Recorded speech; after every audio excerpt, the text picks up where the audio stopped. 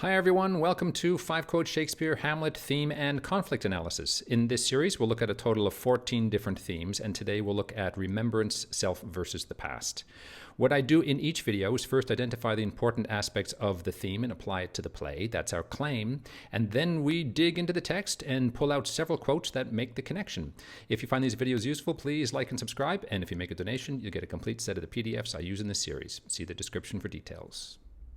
In my previous video, we looked at how the past was in conflict with the present at the macro level, at the cosmic level, at the great chain of being level, at the political level, the mezzo middle level, at the social and political level, the past was in conflict with the present. And now we're going to walk through each individual character's lives and see how the past impacted them. In fact, all characters are in some way psychologically in conflict with memory and or the past. At a personal level, the past and remembrance torment everyone. Eventually, events in the past lead to their downfall. So let's have a look. There are 4 ways we can look at the impact of the past and remembrance on Hamlet's life. And the most obvious is revenge as memory, of course, because that's what this play is. It's a revenge plot. Hamlet's life is hijacked and haunted by the past. There's a past deathbed promise to someone. And once someone makes a deathbed promise, it's really, really hard to escape from that, do you see? And it's worse than a deathbed promise because it's actually a ghost that comes back and says, you know, remember me and put your life on hold for my sake, do you see? So his life is hijacked by that past promise to the father. Revenge, of course, is a form of enslavement to remembering. Now, you might have seen movies or read books where this is very much a part of the problem of revenge. Yes, there's a desire for revenge, but the whole story, the whole plot of the movie or the play or the novel deals with the hero trying to get revenge, and when he finally gets revenge, it's an empty victory, do you see? Because he's at the end of his life or near the end of his life or middle-aged or whatever it is, and he's spent his whole 40 years or whatever doing nothing but trying to get revenge. And now that he's got revenge, there's nothing left. His life is completely empty, do you see? Or her life is completely empty. So that revenge as a form of enslavement to remembering, it prevents participation in the here and now of one's own life. Your life is put on hold for the needs of somebody else that's not even alive anymore, do you see? So it really is an interesting a plot device in that regard. So Hamlet's present as a student is in direct conflict with the demands of his father's past. He's a student.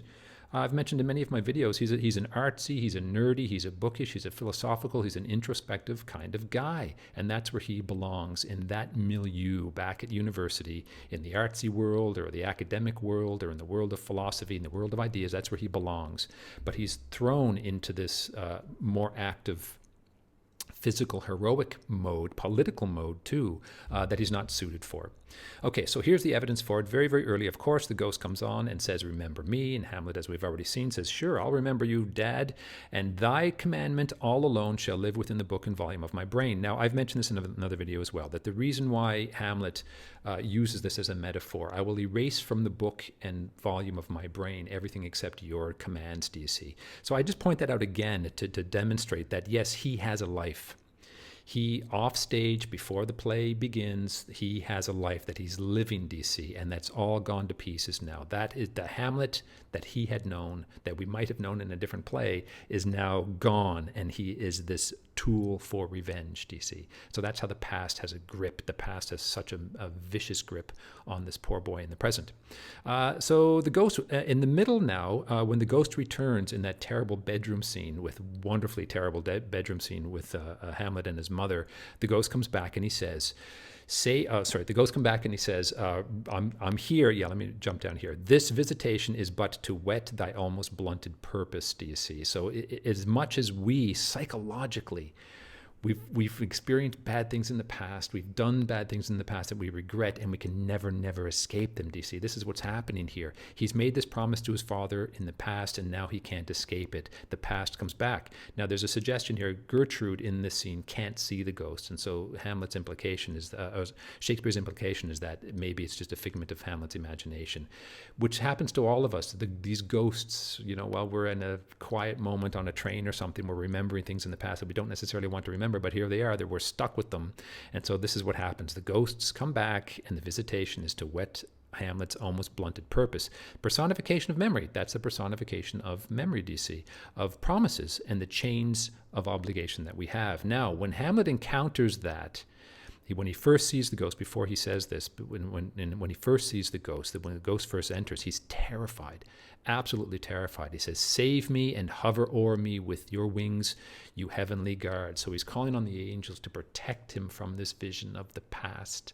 Do you see how devastating that is? So this is all good evidence to show how imprisoned by the past that this poor boy is. He's imprisoned by revenge as memory. Okay, now memory as the mirror of Erised. This is interesting too.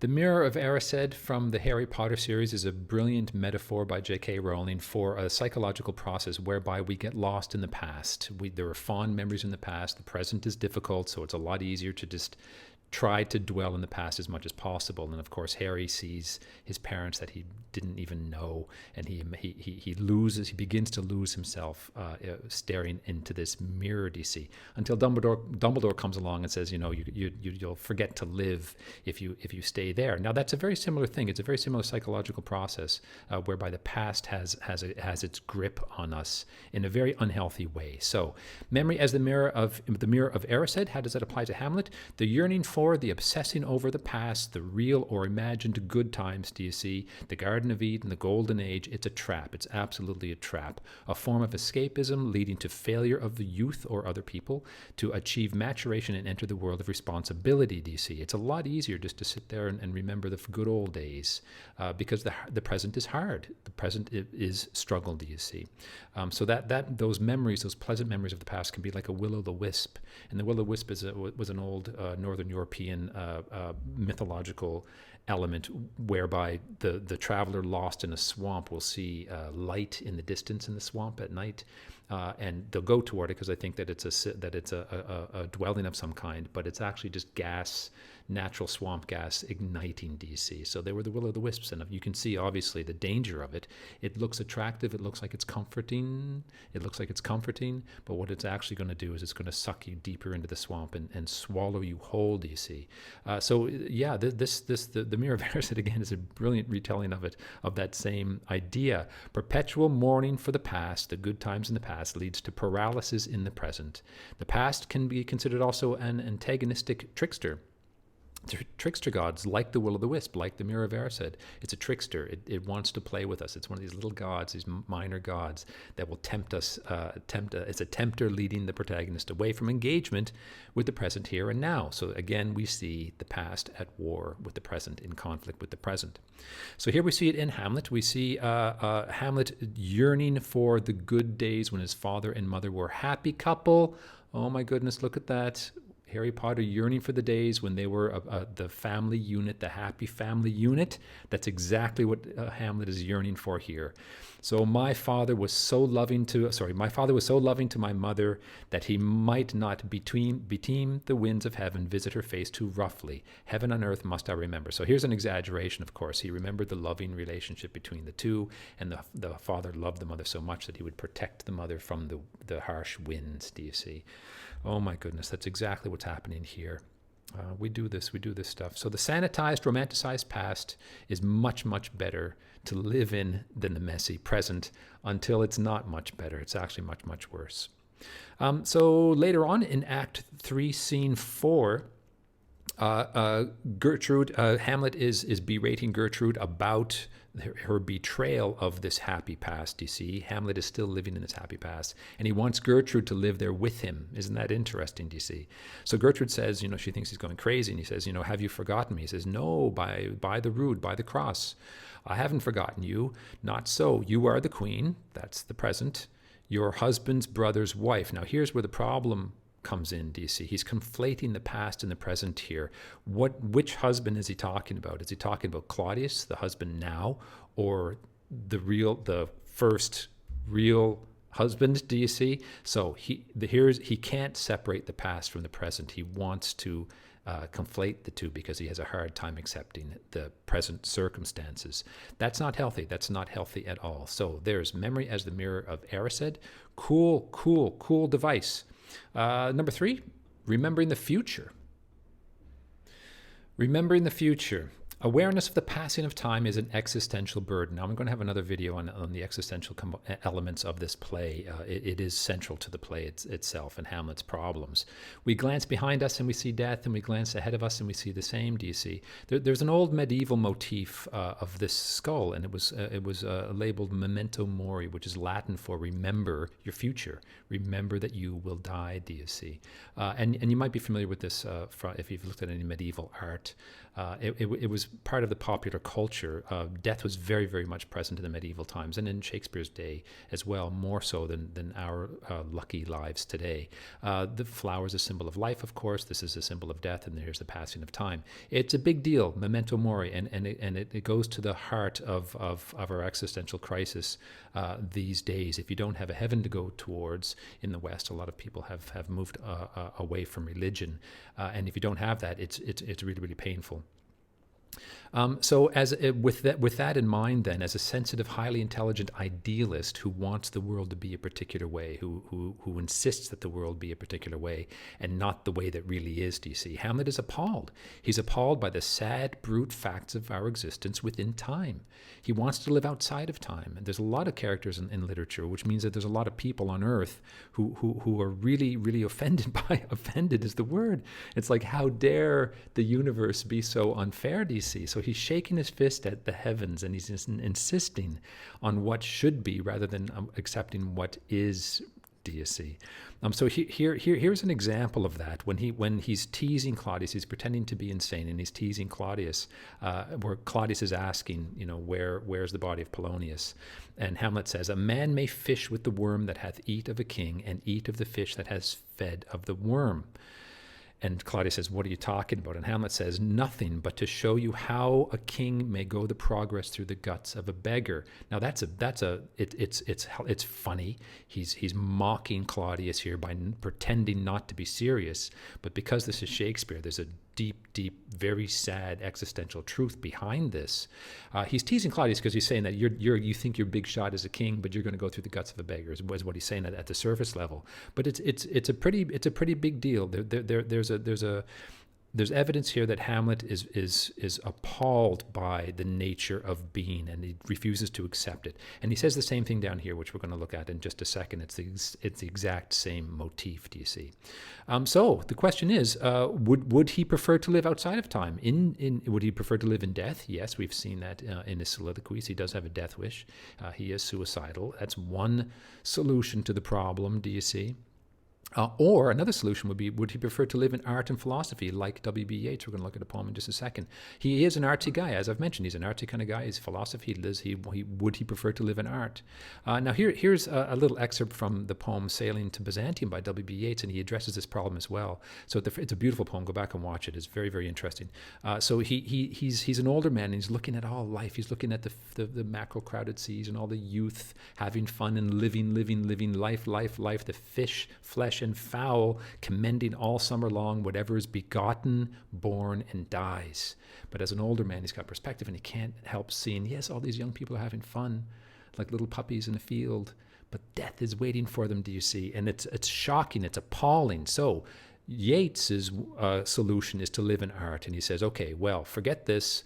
I'm going to go off and live in philosophy and art. And he personifies, not personifies, but he uses Byzantium, the city of Byzantium, as the golden city of Byzantium, as a place where he can live in pure art, do you see?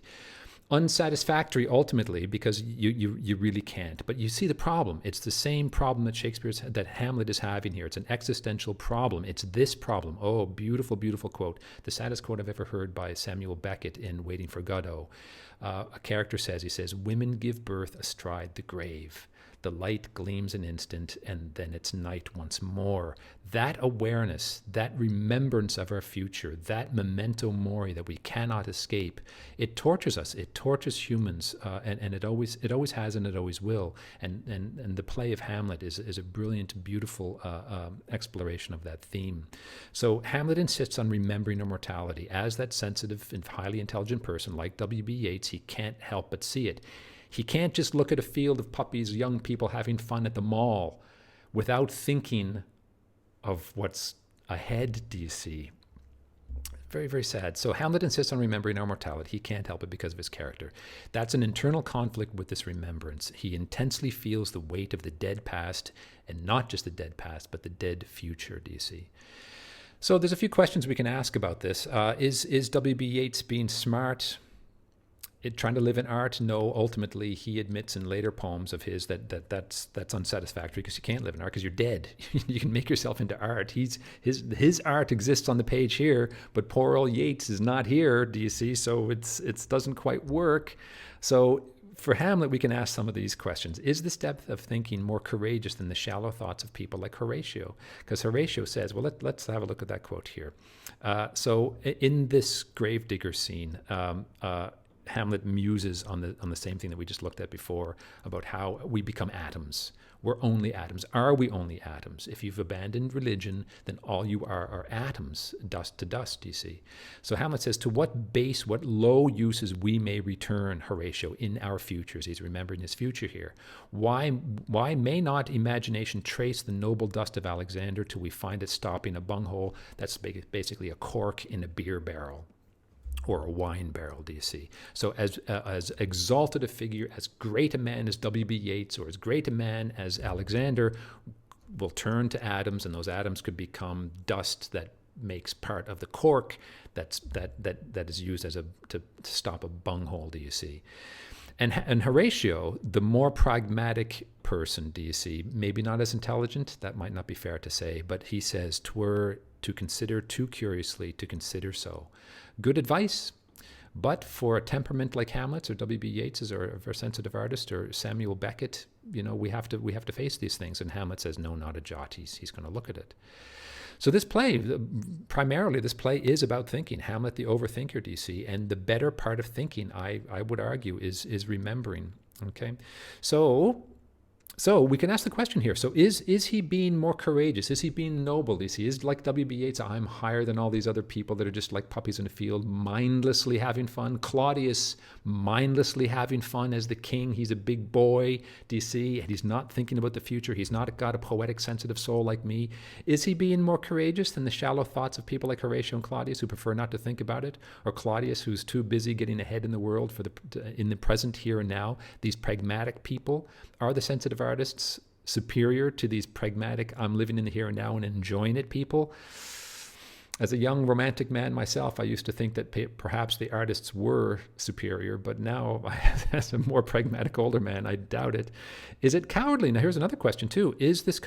Are these kinds of musings merely cowardly, nihilistic escape from action? Because if nothing means anything, okay, I could struggle to become something great like Alexander, but I'm not going to bother. I'm going to play video games all day because I'm just going to stop a bunghole in the future anyway. So why bother, DC? That kind of nihilism can be a coward's excuse to eschew serious action. So in that regard, we can kind of consider Claudius even a more noble figure than Hamlet, although of course he's a Machiavellian horrible person, but at least he strives.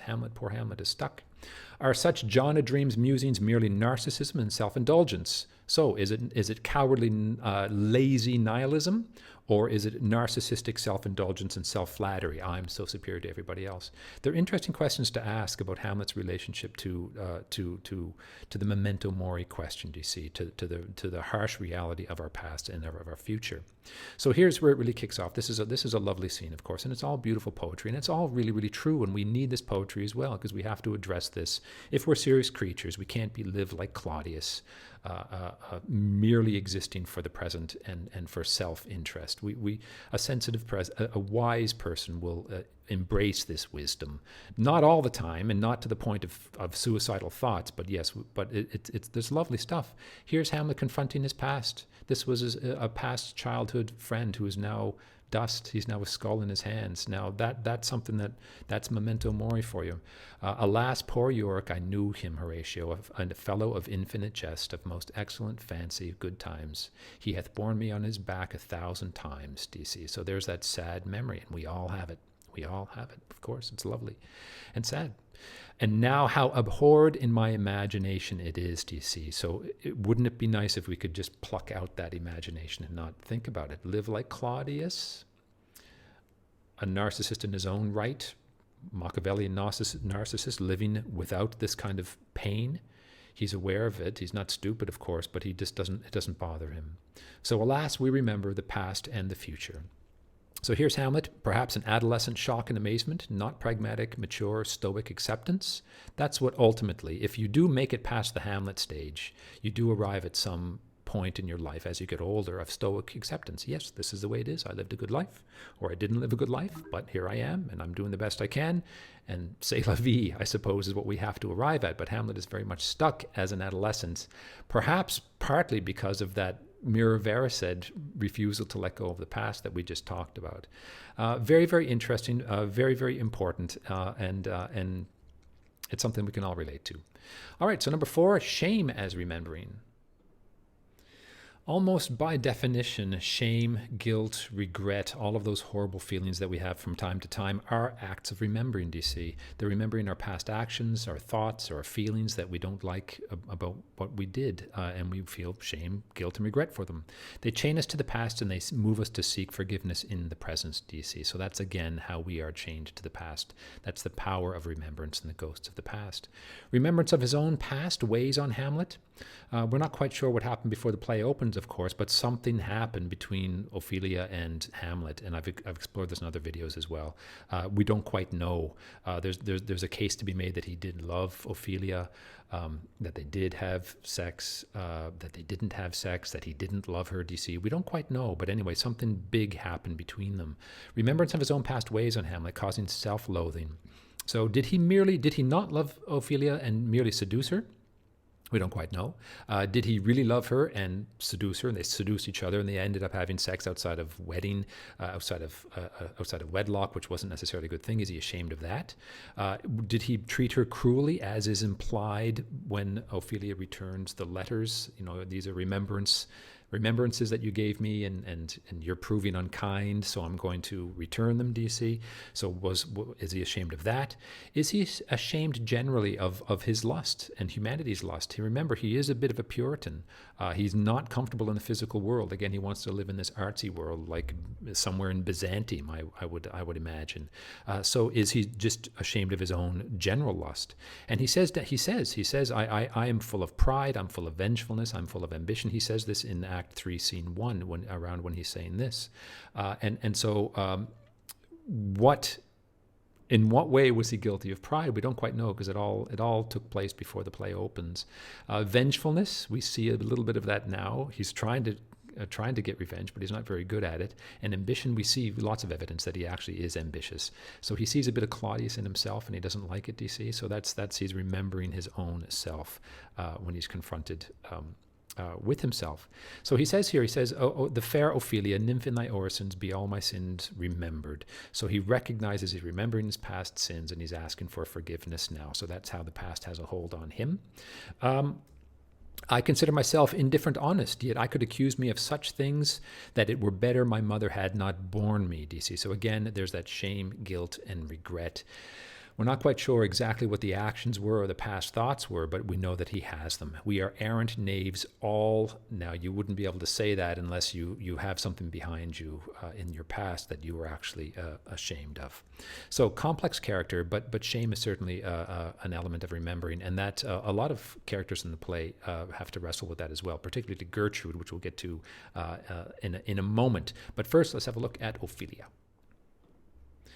And that was 5 quote Shakespeare, Hamlet, Theme and Conflict Analysis, Remembrance, Self versus the Past. I hope you found this video useful, and if you did, don't forget to like and subscribe, and pick up a copy of the PDFs if you need them. Thanks for watching.